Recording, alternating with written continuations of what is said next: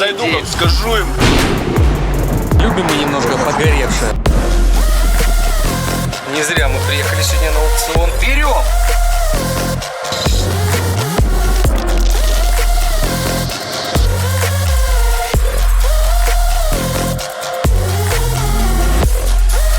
Доброе утро. Едем к ребятам из Engine Rebuilders узнать, как там наш блок поживает. Они нам обещали за 2 недели его расточить в ремонтный размер. Также они должны были приобрести под этот размер поршни ремонтные. Но что-то вот прошло уже 1,5 месяца, а блока мы так и не дождались. Сейчас заедем к ним, узнаем, как там дела. Заодно узнаем, нам еще одну вещь нужно сделать для одной из трансмиссий на Ford. В общем, едем к ним. Да, ребят, сейчас будем заходить ругаться. Блок уже как бы 3 недели здесь. Зайду, как скажу им. Пожалуйста, отдайте наш блок. Не 3 недели, уже больше месяца, а то, наверное, к 1,5. Сейчас пойдем узнавать, что там за ситуация. July, you said it's 2 weeks. Yeah, I know. Typically, that's all it takes. But he's had a lot going on. I don't know why it's not done yet. It's like you brought the caps and bolts. So honestly, you'd have to talk to Andy. I'm not sure. I don't see why it can't be done within the next week. I don't know what he's waiting for. Honestly, I build engines here, so I'm usually not. Наш блок до сих пор не готов. Другой парень, который его делает, он сейчас на ланче, и узнать нет возможности. Все, короче, как обычно. Поршни не пришли, то ли каких-то еще чего-то не хватает. В общем, мы ждем звонка, чтобы нам объяснили, почему до сих пор наш блок не растащили. Мы 7 числа отдали, сегодня уже 12 число следующего месяца. Ну, как бы вот так вот оно работает. Будем ждать хороших новостей. Сейчас BMW будет двигать Sonata. Все. Давай, нам передний покрасить надо как раз. Всегда мечтал хотя бы капот.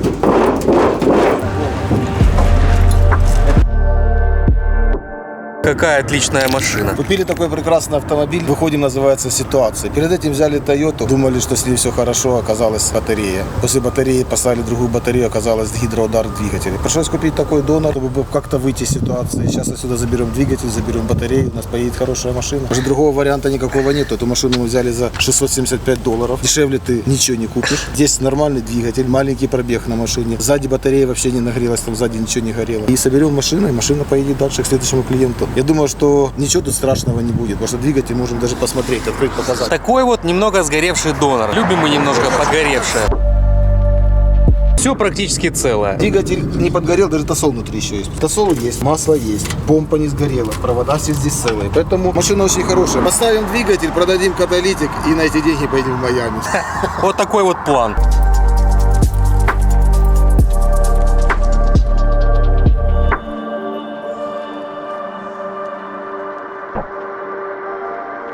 Сейчас затащим эту машину в шап, снимем с нее двигатель, батарейку и на свалку.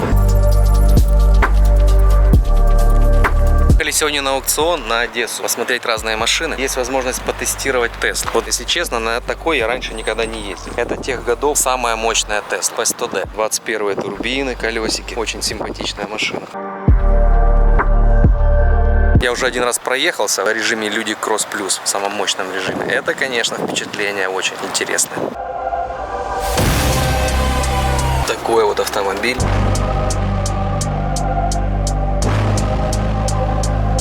Очень симпатично. После того, как ты проехался на P100D, на остальных как-то уже не сильно интересно делать тест-драйв, потому что она уже не едет. Это, конечно, едет еще как. Лучше этой машины, наверное, только Plaid 22 года. Я ошибся, здесь есть еще интересные машины. Это 22 года. Я не знаю, значит ли это значок, что это Plaid, хотя вроде бы да. Но, возможно, это Plaid. Сейчас мы проедемся на S-ке 22 года. Тут, конечно, подразряжена она. Честно тебе скажу, я на такой машине сидел несколько раз, но никогда с таким рулем не ездил. Это будет новый опыт. Да, там монитор тоже есть полностью. Очень красивая крыша. Не зря мы приехали сегодня на аукцион. Это Plaid. Это Model S. Сейчас мы можем сравнить P100D и Plaid. Тихо. А как здесь автопилот включается? Тут же ручек нету. У меня рекуперация посильнее ощущается. Уже поворотники, понял? Сенсорные. Но они откликаются, понял? Дыдык вибрации. Умная машина. Я не скажу пока, что он мне как-то неудобный. Нет, салон очень красивый. Карбоновые вставочки. Он, скорее всего, разворачивается. Может, настройка где-то. По-моему, она чуть-чуть пробуксовывала.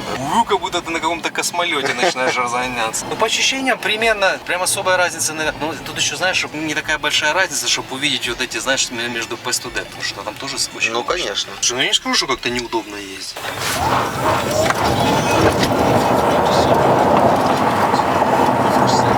Я тебе скажу, еще батарейка, видишь, процентов 10. Я думаю, если батарейка была полная, возможно, мы получили бы больше. Здесь мы сейчас будем буксовать чуть-чуть. По-мокрому. Видишь, оно со старта не дает прям всю мощь, чтобы не срывались. Когда он уже чуть-чуть разогнался, чувствуется, что мощность прибавляется. Машина яркая, очень красивая. Плед, конечно, это, наверное, пока предел мечтаний. На синем поедем дальше. Покупаем? Да, берем! Много места. Сзади уже мониторчик стоит, белый салон с черным. Очень ярко. Вова хочет проехать на Иксе, но не судьба. У Я, этого в принципе, уже не так 20 хочу. на Вайке. На Вайке я на Саше, наверное, ездил. 46%. В принципе, можем, но не так интересно, да? Я ж тоже катался. Трачидло уезжает от нас. В банк едем уже на оформление договоров. Сейчас в банке еще подснимем. Today we sold the truck to gentleman over here. His name is Draggers and he's happy owner. He's gonna take care of our baby. The truck is going. Thank you for serving us. We had plenty of time. We enjoyed it. It's going to Nebraska. Вот так, товарищи, наш трак уезжает от нас. У нас есть покупатель, который купил его. Теперь этот трак будет работать в Небраске у человека. Большая товинговая компания, 5-10 траков. У них есть джанк-ярд. Сейчас снимем номера с него. Я уже снял USDOT номер. Трак уезжает. Спасибо, что ты нам служил правдой и верой. Трачок уезжает. Мы открутили все. Все, Draggers, тебе удачи. А мы остаемся. У нас еще один продан. Как всегда. Продаем! Один трак продан, остался еще один, траки уезжают в другую жизнь. Жалко, что человек 2 не забрал. Мы сейчас приедем в банк назад, еще заберем у них подтверждение, то, что отправлено уже все. И через пару часов. И отправим это все нашим банкирам. А пока что возвращаемся в повседневную жизнь. Мотор понемногу разбирается. Здесь, в принципе, выглядит, как будто бы почти и не сгорит. Сейчас мы все это выдернем, и мотор перекочует в другую машину и будет дальше служить верой и правдой. Процесс идет понемногу. Выглядит не очень привлекательно.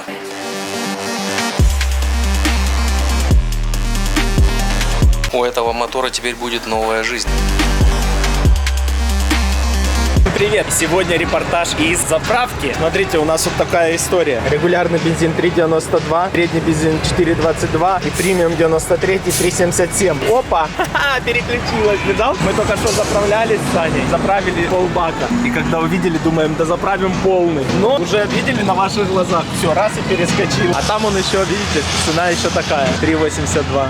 Вот так на халяву, по дешевой цене можно залить премиального бензина. Пока достали камеру, скидка закончилась. Ребята, всегда есть где-то халява, ищите ее. Или она вас найдет сама. Главное, чтобы она нас не нашла потом не халява, а что-то другое, какое-то тетя? приключение. А мы сейчас едем, встречаем интересные автомобили. Говорить какие не буду, потому что Вова нас ждет, он хочет первый это все показать. И еще мы купили еще одну машину, Toyota Camry, полностью сгоревшую за $675. Хотим оттуда достать двигатель, достать электрическую батарею. Машина сама с Техаса, мы ее уже отдали в диспетч, ее уже везут к нам. Должны привезти ее в ближайшее время. Да, что мы имеем сегодня? Трансмиссию, а если правильно сказать, силовую гибридную установку от Ford Fusion 2013 года, примерно тех годов. Она очень интересная по конструкции. Она состоит из двух электродвигателей. Один из них генератор, второй из них тяговый электродвигатель. Мы генератор этот сняли, чтобы иметь доступ сюда, чтобы снять приводной вал масляного насоса, чтобы снять вот эту крышку. Какая проблема с этой коробкой, с этой трансмиссией была? То есть у нас износился очень сильно масляный насос. Начал даже слизывать на старом приводном валу шестерню, но, кстати, ее не слезала и разбила очень сильно вот это место крышки. Оно стало люфтить, и я думаю, это повлияло на работу насоса. Мы эту крышку не можем купить новую, так как она продается только в сборе со всей трансмиссией и стоит очень дорого. Мы ее завтулили, но получилось тоже очень неплохо. У нас есть новый вал.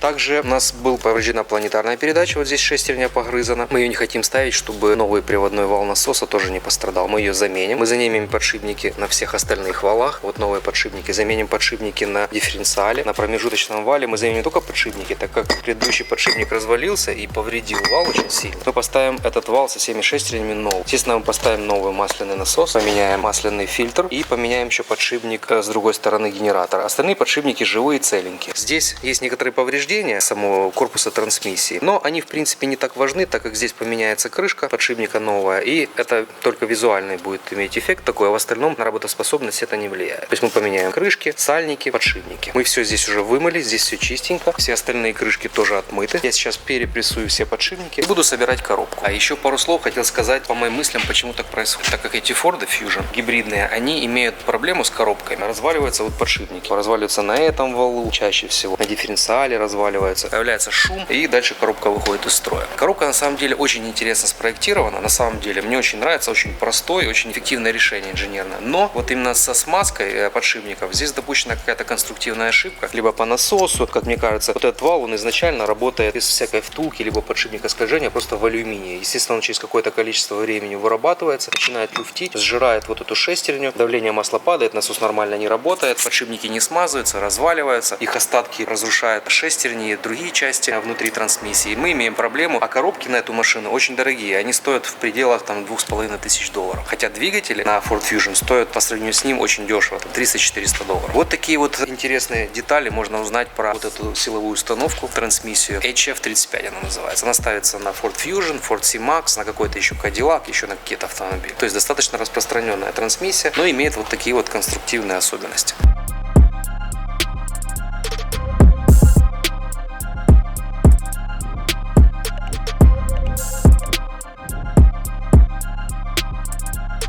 Теперь устанавливаем на место крышки и подшипников. С этой стороны дифференциала под крышкой подшипника есть вот регулировочная такая шайба. Нужно обязательно поставить ее, не забыть, чтобы все стояло правильно. Вот так интересно это работает. Это генератор, это планетарная передача. Сверху идет вот этот вал. А здесь это входной вал в трансмиссию. Сюда мотор за эту часть крутит. Двигатель внутреннего сгорания. Сейчас мы это все подсоберем. Крышки я уже поменял. Вот эту единственно впрессую, но ее в таком положении неудобно. Я положу ее, когда соберу ту часть на бок и запрессую. Все подшипники поменены. Везде стоят новые. Здесь чашки. Здесь крышки подшипников я тоже уже поставил. Сейчас соберу с этой стороны. Покажу, как это все работает. Развернул трансмиссию этой стороной. Здесь хорошо видно. Это тяговый электродвигатель. Это генератор. Под генератором стоит крышка, под которой стоит планетарная передача и привод масляного насоса. Вот так все это дело работает. И вот эта шестерня планетарной передачи крутит привод масляного насоса. Сейчас я это все дело соберу сюда и поставлю на место сам мотор-генератор. Крышка на месте, так называемый support plate. Теперь мы можем ставить на место сам генератор сюда. Закрывать всю эту верхнюю крышку, переходить к сборке с этой стороны. С этой стороны как раз хорошо видно, как мы завтулили приводной вал масляного насоса. Здесь была выработка в крышке большая. Отдельно эту крышку купить сложно. Причем здесь такое интересное конструктивное решение, что здесь нет никакой втулки, ни скользящего подшипника, ничего. И оно вырабатывается очень сильно. Эта втулка сделана из прессованной бронзы, очень подходящий материал для втулки. И она здесь будет надежно работать и долго. За эту часть можно не переживать. Не забываем поставить на место коннектор датчика положения электромотора.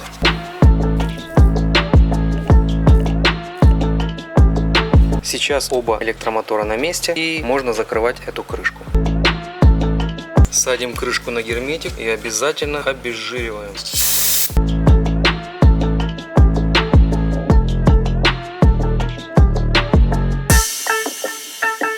Такой вот интересный момент у нас. Получили сегодня оборудование для теста. Вовы просто весь день недержания, он уже вскрывал бампер. Ну, короче, он сидит и просто... А вы меня обманываете, я жду. Вот оно, вот оно. Ну, у нас еще помимо этого приехала вчера Тесла к оборудованию. Вау. Это под низ, я знаю. Бля, у них факра какая красивая, не самодельная. Тьютер такой, Тесла, Сам лаунчер. Ребят, к этому оборудованию еще нужны навыки, плюс желание огромное. Ну, я никогда, честно скажу, я еще не видел, чтобы Вова выходил на 6 утра на работу, как только посветало. Потому что в 5 еще темно, а так обычно приезжаю в 12. Ну, вообще, если честно, к часу. Артем у нас BMW-ист, вот теперь у нас владелец 2 BMW. Ну и вот теперь у меня спецвопрос. Ребята, расскажите, когда BMW стоит в 2012-2013 году $60 000, BMW пятерка, а Prius стоит $20 000. По концу, по выходу, в конце концов, как может Prius в 2023 году стоить $10 000, BMW 2500? Типа, в чем подвох? Такая вот математика. Сейчас устанавливаю крышку подшипника дифференциала и начинаю собирать валы с шестерни. И соберу электрическую часть. Электрическая часть собрана. И ставим последнюю крышку подшипника дифференциала. Теперь продолжаем собирать нашу трансмиссию, ставим все шестерни с валами. Ставим фильтр и Прикручиваем его здесь. И устанавливаем наш новый насос. Попытаюсь объяснить принцип работы этой силовой установки, насколько я это понимаю. Это входной вал. Сюда подается момент с двигателя внутреннего сгорания. Этот входной вал соединен через планетарную передачу с генератором. Мотор-генератором. Вот сверху здесь есть паркинг, который блокирует коронную шестерню планетарной передачи. Здесь у нас есть еще промежуточный вал и вот выходной вал тягового электродвигателя. И дифференциал. То есть получается, что двигатель внутреннего сгорания крутит генератор, который вырабатывает электричество, который через буфер подается на тяговый двигатель, который через эту промежуточную шестерню крутит дифференциал и крутит привода, и момент подается на колеса. Возможно, на каких-то определенных оборотах двигатель передает момент еще через промежуточную шестерню также на дифференциал и помогает крутить колеса. Но по сути эта трансмиссия это вот такой вот редуктор с использованием планетарной передачи. Здесь есть масляный насос, который создает давление и смазывает все шестерни, все подшипники, все по кругу. И электрическая часть. Это шины трехфазного электродвигателя и моторогенератора. Тепловые датчики здесь у нас присутствуют и так далее. Все сейчас на месте. Обезжириваем герметик и ставим верхнюю крышку.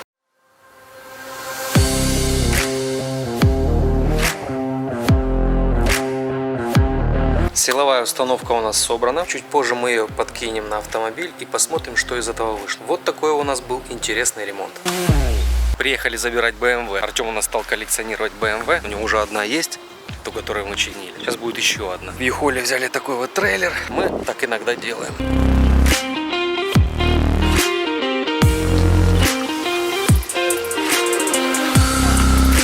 Танцы от Николая. Машина уезжает к следующему счастливому владельцу. Это кто это? Это... Я не знаю. Да, только лишь один человек, имея одну BMW в семье, хочет себе взять вторую. Это знаешь, как полжизни ездил на Peugeot, потом купил себе Renault. Ничему жизнь не учит. Включение от BMW. BMW это машина-вымогатель денег. А мало этого, она еще и написано neutral. Артем, ты там внизу, можно толкать. Знаешь, Артем, как говорится, если у тебя BMW, ты точно знаешь, чем будешь заниматься на выходных. Осталось сделать за пустяком, затолкать ее на паркинг и на этот прицеп. Будет весело. Наконец-то машина в нейтрале. Будем пробовать заталкивать ее на прицеп.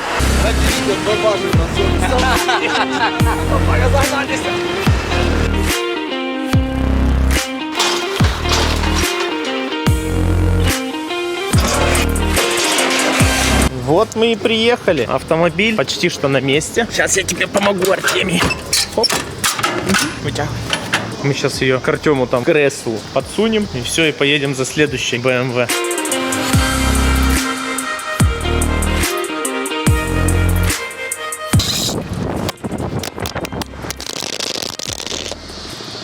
Камера еще снимает. Мы ее потеряли, но недалеко.